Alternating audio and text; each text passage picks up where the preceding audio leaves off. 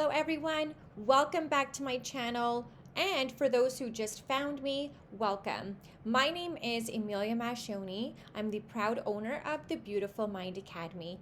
Here, my goal is simple yet profound, unlocking the unique potential within each one of you.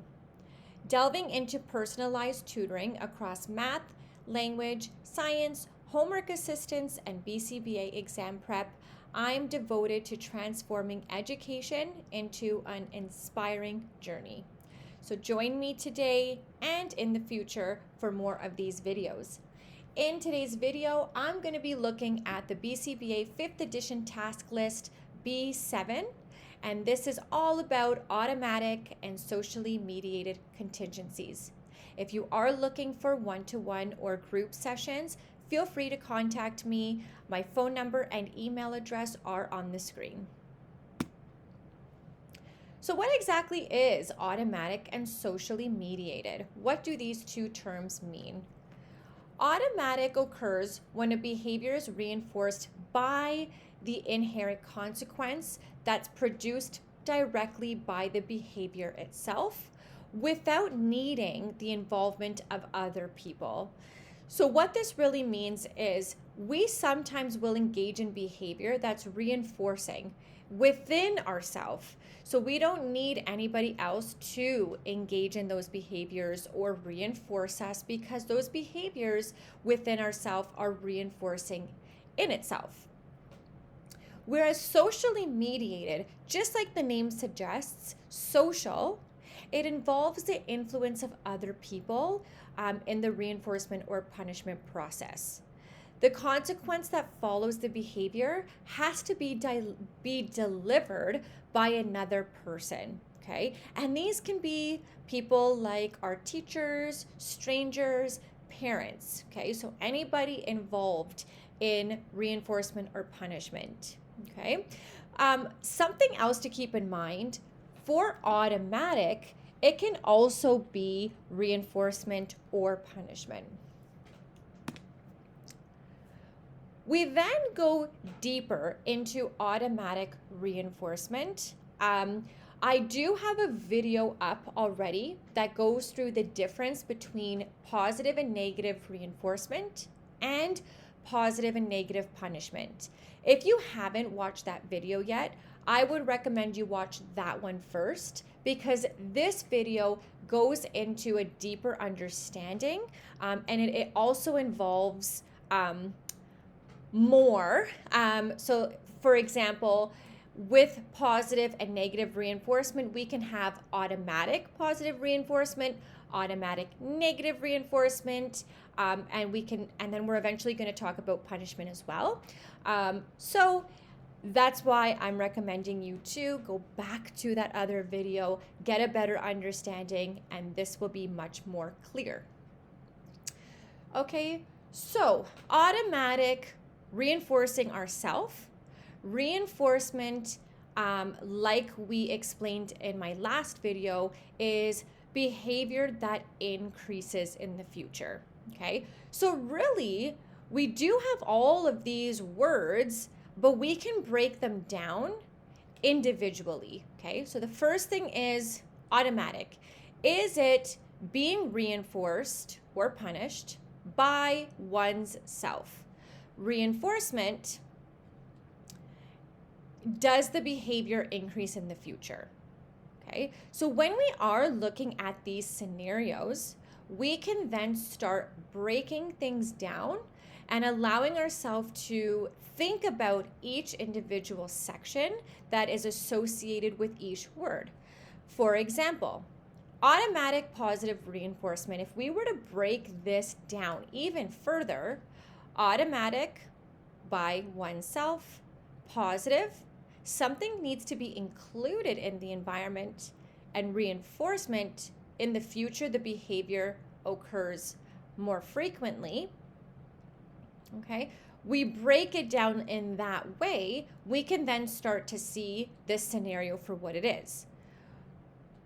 Okay, so by definition, automatic positive reinforcement is the behavior is strengthened by the addition of a reinforcing stimulus that is inherently produced by the behavior itself. For example, a person engages in self-soothing behaviors such as tapping their foot when feeling anxious, providing automatic positive reinforcement through the calming sensation. Okay, so here we don't need anybody. Something is being added to our environment, which is that tapping of the foot. Okay, and if it happens again in the future and we continue to use this, then it would be positive reinforcement. Okay. Automatic negative reinforcement. By definition, the behavior is strengthened by the removal of an aversive stimulus inherently produced by the behavior itself. Okay, so again, if we just wanted to break down the terms, automatic, by oneself, negative, something removed, reinforcement, the behavior increases in the future. Okay, an example. A student completes homework to escape the aversive feeling of anxiety, so negative, associated with the thought of receiving a poor grade. And if this behavior happens again, then we can say that it is reinforcement. Automatic punishment. Okay, same thing, except this time we are looking at punishment. So what happens to behavior in the future? You got it. It decreases. Automatic positive punishment is the behavior is weakened by the addition. Okay, we're adding an aversive stimuli inherently produced by the behavior itself, which in turn causes the behavior to decrease. Example. A person bites their nails, resulting in pain from a hangnail, which serves as automatic positive punishment, reducing the likelihood of nail biting. Moving over to the automatic negative punishment, the behavior is weakened by the removal or loss of a reinforcing stimulus inherently produced by the behavior itself, which involves the behavior to decrease. An example, a child throws a tantrum leading to the removal of attention from their caregiver, serving as, this example would actually not make any sense in this case, so my apologies. But if we have a caregiver involved, that would mean it's not automatic. So disregard this example. It does not show automatic punishment. So let's go through the next slides and I will be providing more examples later on. Okay, now we just went through automatic. We are now going to go into socially mediated reinforcement. Socially mediated always involves somebody else. When we look at socially mediated positive reinforcement, the behavior is strengthened by an addition of a reinforcing stimulus delivered by another person that in the future, the behavior increases. Okay, so I am hoping that you guys are starting to see a pattern with these terms, right? Example, a student raises their hand and answers a question correctly. They then receive praise from their teacher, which serves as socially mediated positive reinforcement. And if the behavior continues in the future, we call that reinforcement. So notice here, receiving praise is the addition of something in our environment. Okay, because it was done by somebody else, being the teacher, we then say that's socially mediated. And then if the scenario did mention that it increases in the future, that's when we get our reinforcement. Okay, so again, if we do see scenarios, I really hope that you start breaking them down and putting the pieces together because it's kind of like a puzzle. Socially mediated negative reinforcement, the behavior is strengthened by the removal or avoidance of an aversive stimulus delivered by somebody else. Example, A child complies with a request from a parent to stop whining, and in return, the parent stops a loud, irritating noise in the environment. So in this case, let's break it down. Okay? We have a child complies with a request. So in turn, the consequence is the parent stops the irritating noise. Stopping that irritating noise is removing that adversive, right? So it's negative. Because it was done by the parent, that serves as socially mediated. And if the behavior increases in the future, that's when we say reinforcement. Let's move on to socially mediated punishment. Socially mediated positive punishment. The behavior is weakened by the addition of an adversive stimulus delivered by somebody else. Let's go through an example. A teenager breaks a house rule, and as a consequence, the parent assigns an additional chore which serves as socially mediated positive punishment. So if we were to break it down, a teenager breaks a house rule. The consequence, the parent, okay, hint, hint, if it's delivered by somebody else, it's socially mediated. The parent assigns an additional chore, so something is being added to the environment. And in the future, if the teenager, if this punishment, if this reduced the behavior, that would be punishment. Socially mediated negative punishment. The behavior is weakened by the removal or the loss of a reinforcing stimulus delivered by another person, and in the future, the behavior decreases. Example, siblings are fighting over a toy and a parent, okay, takes the toy away, okay, and in the future, the child doesn't do it again. That would be our punishment. So I like to think of these as a process, okay? In scenarios, a lot goes on, and more specifically, there's a lot of fluff in situations. There's a lot of fluff in scenario questions sometimes. So to get these answers or to narrow it down and find the correct answer, I like to go through a process mentally.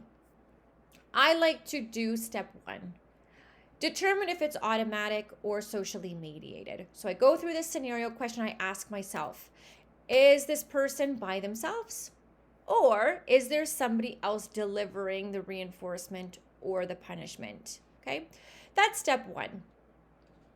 Step 2, I ask myself, is something in the environment being added, reinforcement, is something in the environment being added? That would be positive. Or is something being removed? That would be negative. Okay. Once I come up with that, we have step 3, determine if the behavior increases or decreases in the future. If it increases, reinforcement. If it decreases, punishment. And then I put it all together. So, for example, here are some examples. Actually, is a quiz. I will go through the first one with you, and then question 2 and 3 you can do on your own. You can leave a comment down below, and others can comment as well, or I can comment back.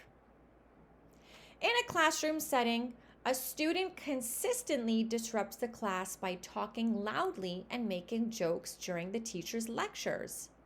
The teacher decides to address the behavior by assigning additional homework for each instance of disruption. In the future, the student does not disrupt the class.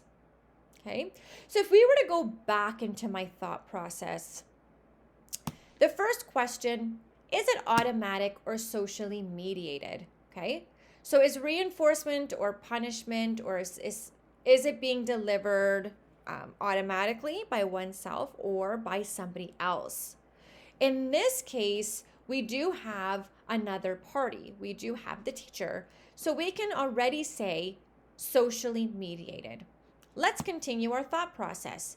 Is something being added or removed? So we always want to look at that ABC contingency. More specifically, we actually want to look at the consequence to see if something was added or removed. So in this case, the teacher decides to address the behavior by assigning additional homework. So if something is being added, we can then call that positive. So far we have socially mediated, positive. The next question to ask is the behavior increasing or decreasing? Well, let's see. In the future, the student does not disrupt the class. So this behavior seems to be decreasing. So if we say that a behavior decreases, we'll call that punishment. So when we put it all together, we have scenario 1. The answer is socially mediated, positive punishment. Okay, I would love for you guys to try that method, see if that process works, and let me know down below. So let's do the same for number 2 and number 3. I'd love to see what you guys come up with. That brings me to the end of our video. Thank you so much for watching. I hope that this helped. Leave a comment down below, and I will keep making more videos for you. Good luck on that exam. Thank you for watching.